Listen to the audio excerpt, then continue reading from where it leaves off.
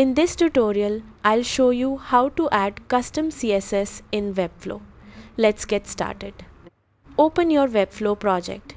If you want to add CSS to a specific page or element, drag an embed element onto the page and open the code editor. Paste your CSS inside style tags, then save the embed. This method applies the custom CSS only where the embed is used.